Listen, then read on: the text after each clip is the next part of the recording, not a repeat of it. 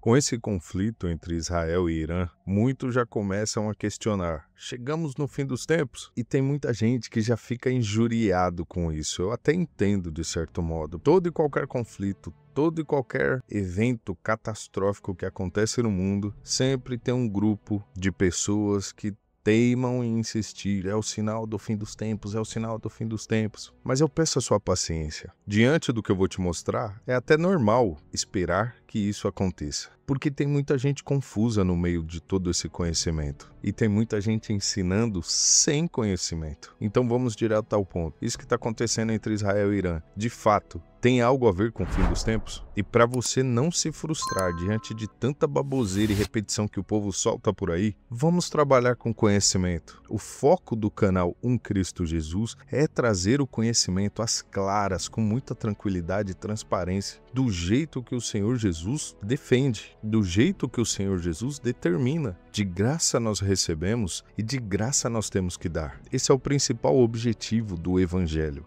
A palavra Evangelho significa isso: trazer as boas novas, as boas notícias de graça. O que leva muitos a pensar que Israel é o grande termômetro do fim dos tempos são principalmente dois pontos. Esses dois pontos eu vou destrinchar com você e você me diz se você topa ou não, acredita ou não. Do meu ponto de vista, na minha humilde opinião, um desses pontos é bem irrelevante. Eu não interpreto dessa forma, mas eu respeito quem acredita e vou trazer aqui para você saber qual é. Então, adentrando nesses dois pontos, vamos entender toda essa expectativa em cima de Israel. O primeiro ponto está aqui, em Mateus 24, na lição da figueira. No versículo 32, o Senhor Jesus disse: aprendam a lição que a figueira ensina. Quando seus ramos ficam verdes e as folhas começam a brotar, vocês sabem que está chegando o verão. Assim também, quando virem acontecer essas coisas, fiquem sabendo que o tempo está perto, pronto para começar. Que tempo? Do que Jesus está falando? Jesus aqui, antes desse versículo, ele fala sobre o fim dos tempos, o sofrimento, a perseguição que ocorrerá no mundo todo antes do fim dos tempos. O grande sofrimento, que é a grande perseguição. Jesus passa todos os sintomas, como vai acontecer, o que vai acontecer, e aí ele explica como detectar quando isso vai acontecer com essa parábola, com essa analogia de uma figueira. E aí é que entra o ponto. Muitos interpretam de uma forma: essa figueira significa Israel. Jesus não está falando de uma figueira, mas sim de Israel. E um dos motivos que eles se baseiam nessa afirmação é justamente isso tudo aqui. O fato de que a figueira ela é utilizada em muitas outras passagens bíblicas como uma simbologia, uma analogia a Israel. Como está escrito aqui nesse texto, tanto no livro de Oséias, como no livro de Jeremias, no livro de Joel, onde a figueira é utilizada como a representação de Israel. Vejamos aqui, por exemplo, essa passagem que esse estudo aqui na inteligência artificial fala sobre Jeremias, onde ele afirma uma analogia falando de 2 cestos de figos. Os figos bons representam os exilados de Judá, que foi quando o rei Nabucodonosor invadiu e tomou Israel, Então ele manda uma parte da população como escravo para a sua cidade. E existe uma parte que foge para o Egito e inclusive até permanece em Israel. O profeta Jeremias teve uma visão a respeito disso. E ele viu um cesto com 2 tipos de figos, figos bons e figos ruins. E Deus falando que os bons seriam aqueles que seriam exilados. O que são figos? Figos são fruto da figueira. E ali ele estava falando dos hebreus. Então interpreta-se que Israel era uma figueira. Mas e você, Felipe, concorda com isso? Eu particularmente, com todo respeito a quem acredita nessa interpretação, eu não levo desse jeito, eu não interpreto dessa forma. Na realidade, eu acho essa visão muito cabalística, de pegar as coisas que está escrito e não aceitar o que está escrito, mas sim de interpretar mais a fundo, de buscar interpretações profundas, simbologias, analogias, como se tudo estivesse oculto em códigos secretos, códigos sagrados, que só alguns muito sábios conseguem acessar. Eu não enxergo dessa maneira. O Evangelho é simples, o Evangelho ele é uma mensagem de Deus para atingir o coração das pessoas de modo simples, de modo direto. ainda que por meio de uma parábola, ele consegue se enquadrar na vida de várias pessoas. Se você pega uma parábola de Jesus e conta para uma multidão de 100 pessoas, cada pessoa vai receber aquela mensagem de uma forma que vai causar um efeito nela, positivo inclusive, em prol do evangelho. Não existe um código secreto. Deus não quer que a mensagem fique escondida. Na verdade, a mensagem está ali para todos nós. No princípio, de fato, quando Jesus chegou, ele mesmo fala aqui, ó, quem tem ouvidos não é para quem tem ouvidos, mas não ouve. Tem olhos, mas não vê. Mas era naquele período, naquele momento específico, porque eles precisavam rejeitar o Messias para que ele cumprisse as profecias e fosse sacrificado. Hoje não. Hoje o evangelho está sendo anunciado às claras para todos ouvirem, desde a ascensão de Jesus, lá em Atos. Aqui, veja só, em Atos capítulo 2, no versículo 14, depois que os apóstolos recebem o Espírito Santo, a partir dali, o evangelho começa a ser anunciado a toda criatura. O que Jesus determinou é que ele fosse anunciado a toda criatura. E deste modo, não tem mais o que esconder, o que ocultar, trabalhar com o... Não, as coisas são simples e claras. E essa interpretação de que ali Jesus estava falando de Israel de uma maneira codificada, isso para mim soa muito cabalístico. Eu particularmente não interpreto dessa forma. Eu enxergo da seguinte maneira: o que Jesus está falando ali é que assim como quando a árvore começa a ficar verde, bonita, vem a primavera, é sinal de que a primavera está se aproximando, a árvore começa a secar, as folhas começam a secar, a ficar amarela, é sinal de que está chegando o outono. Jesus está falando, quando vocês virem esses sinais acontecendo, é sinal que o fim está próximo. Quando vocês virem as guerras, os rumores de guerras, doenças, a pandemia, apostasia, perseguição, todos os sinais que Jesus fala, destrincha aqui no capítulo 24, ele está falando que quando nós começarmos a ver essas coisas eclodirem de forma cada vez maior, sistemática, acontecendo de forma global, de forma generalizada, isso é o sinal de que o fim está próximo. O sinal de que o fim está próximo. Só isso. Ele não está falando especificamente de Israel. E aí entra o segundo ponto. E o segundo ponto, meu amigo e minha amiga, sim, do meu ponto de vista,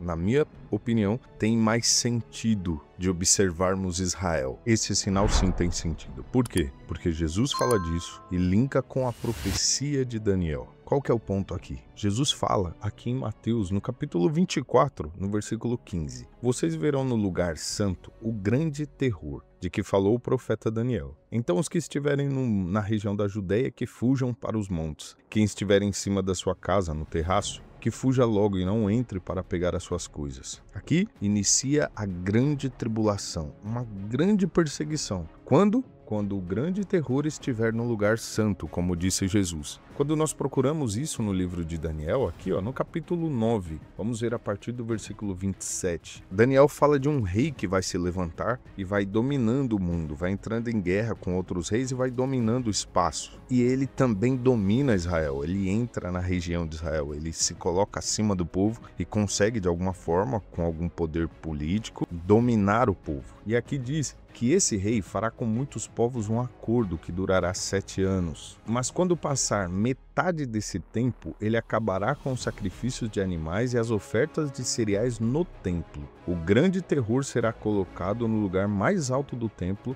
e ali ficará até que aquele que fez isso seja destruído. Esse rei é o anticristo. Ele está falando desse grande terror. Ele vai colocar no templo esse grande terror que vai servir de sinal para que todos fujam, porque vai ser o período da grande tribulação. E ainda falando de uma outra passagem também no Novo Testamento, o apóstolo Paulo cita isso. Em 2 Tessalonicenses, no capítulo 2, a partir do versículo 3, ele fala: não deixem que ninguém os engane com nada disso. Pois antes desse dia da vinda do Senhor, terá de acontecer a revolta contra Deus e terá de aparecer o perverso. Aqui ele está falando do anticristo, que está condenado a ir para o inferno. Ele será contra tudo que as pessoas adoram e contra tudo que elas acham que é divino. Ele vai se colocar acima de todos e até mesmo vai entrar e sentar-se no templo de Deus e afirmar que é Deus. Talvez esse seja o grande terror que Jesus falou e que o profeta Daniel falou. Talvez seja o anticristo se assentando num trono dentro do templo de Deus, afirmando ser Deus. Pode ser que esse seja o grande sinal, a grande desolação, o grande terror que Jesus menciona. Só que nós temos um porém aí. Esse templo não existe. O templo de Salomão foi destruído no ano 70 depois de Cristo, que foi o templo que Jesus mesmo falou,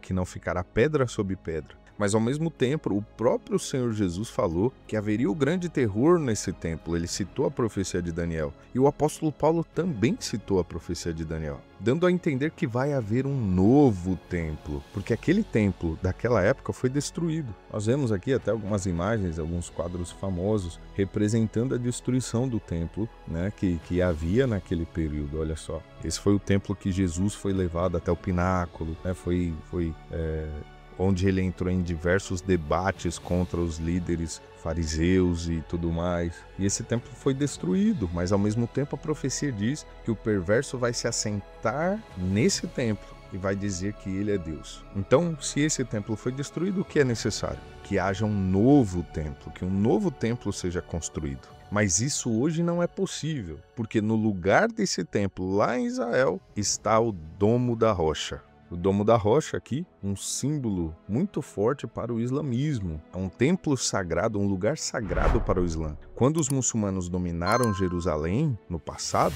eles construíram o Domo da Rocha, bem no lugar onde havia no passado o Templo de Jerusalém. Sendo assim, nós podemos até ver aqui essa imagem aérea interessante, ó, ele sendo posicionado bem aqui, bem onde deveria haver o Templo de Jerusalém. Sendo assim, sem contar todo o conflito daquela região, que hoje é administrado o acesso e a segurança por parte de Israel, mas todos os rituais de quem está lá dentro, quem pode fazer alguma coisa lá dentro de forma administrativa, pertence à Jordânia. Então, nós vemos uma região bem estreita, bem complicada. Israel não consegue construir um novo templo ali, porque, de certo modo, aquela região não é dele, ela está sendo administrada pelos muçulmanos. E aí que está o porém. Por haver essa situação delicada, alguns interpretam que é necessário uma guerra de grandes proporções para que Israel detenha total domínio e controle sobre a região do Monte do Templo, e aí ele possa reconstruir o Templo de Salomão. Para isso, deveria haver uma guerra muito grande e Israel conseguir repelir totalmente a influência muçulmana da região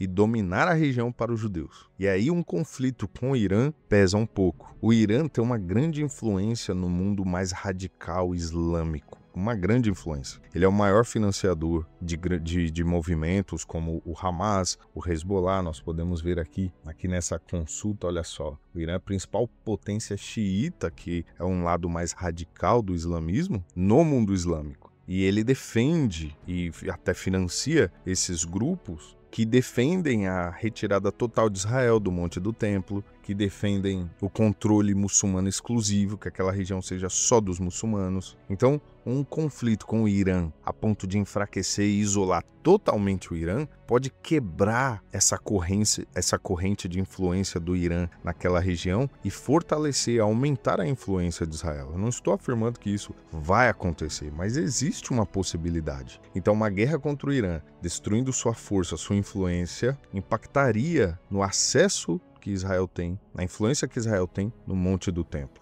Embora esteja já muito consolidado para os muçulmanos, é um local de visita, é administrado por eles. Mas num caso de guerra, as coisas mudam. As guerras mudam territórios, as guerras mudam geopolítica. O mundo fica atento às guerras porque muda tudo. A economia global pode ser interferida por uma guerra. E quem garante que uma guerra de tamanha proporção no Oriente não poderia mudar a situação geopolítica do Monte do Templo? Então, com certeza, um desdobramento, uma escalada nesse conflito, se porventura vier a enfraquecer o espaço muçulmano no Monte do Templo, enfraquecer a influência da Jordânia na região e, de certo modo, criar um conflito direto ali para que Israel expanda seu território, aí sim nós poderíamos pensar que algo pode estar sendo conduzido na direção de termos o templo que Jesus mencionou, que o apóstolo Paulo mencionou e que Daniel mencionou. O templo que vai ter o grande terror colocado lá, quando o anticristo chegar.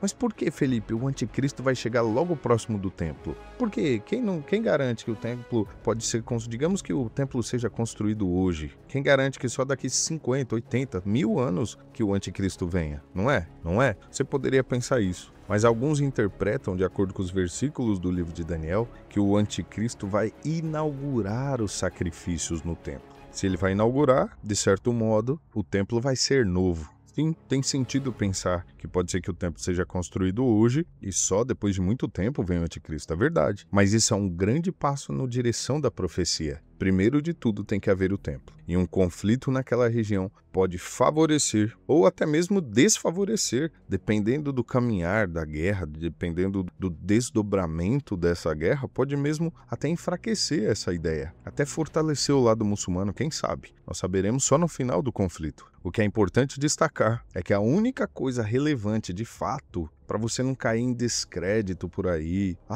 mas todo mundo fala isso, todo mundo fala do fim dos tempos, todo mundo fala de anticristo, isso é tudo baboseira, um monte de gente falou e nunca aconteceu, nunca chegou esse momento. Sim, eu entendo essa frustração, essa descredibilidade, mas muitos afirmam essas baboseiras sem nenhum estudo, sem nenhuma competência, sem nenhum conhecimento, falam por achismos, tem muito vídeo com informação besta, falsa, informação errada na internet. Você tem que tomar cuidado com a informação que você ouve, tem que ter respaldo bíblico, é só a opinião da pessoa, é só a interpretação da pessoa. É isso que tem que tomar cuidado, para não sair por aí sendo levado. Muita gente afirmou que o príncipe Charles, na época era príncipe, hoje é o rei Charles, era o anticristo, muitos já afirmaram que era o Jared Kushner, o genro do Trump, muitos já afirmaram que era o Barack Obama. Por que eles afirmavam isso? Baseados no quê? Sem respaldo bíblico nenhum, sem fundamento bíblico nenhum. É porque o anticristo vai ser popular, e eles eram populares. O Barack Obama era muito popular, tá? Mas e os outros indícios? Não é só isso. Você tem que ter um conhecimento mais técnico para acreditar numa coisa ou não. Do contrário, cai em descrédito. E aí você fica frustrado e depois não acredita mais. E quando for verdade, você vai acreditar no quê? Em nada, você já vai estar frustrado.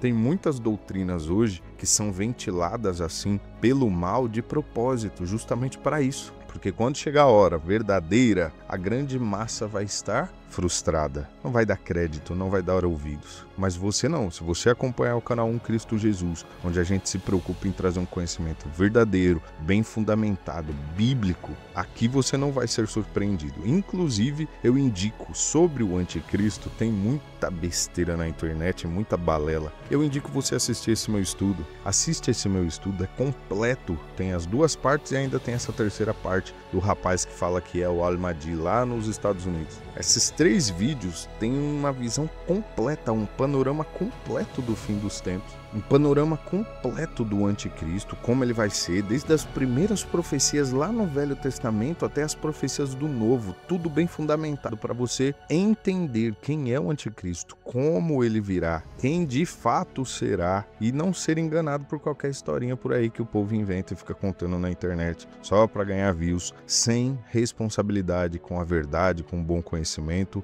com um bom fundamento bíblico. Então é isso, meu amigo, minha amiga, eu espero que você tenha gostado, espero que esse vídeo tenha sido um esclarecimento para você, inclusive que ele tenha te edificado, te ajudado a crescer no conhecimento do nosso Deus. Que Deus te abençoe, não se esqueça de se inscrever, curtir o vídeo, comentar, compartilhar com outras pessoas, isso ajuda muito o nosso trabalho, tá bom? Deus te abençoe, que o Senhor Jesus Cristo esteja com você, com a sua alma, te dando forças para vencer esse mundo que nos guia por um caminho completamente na contramão da nossa fé.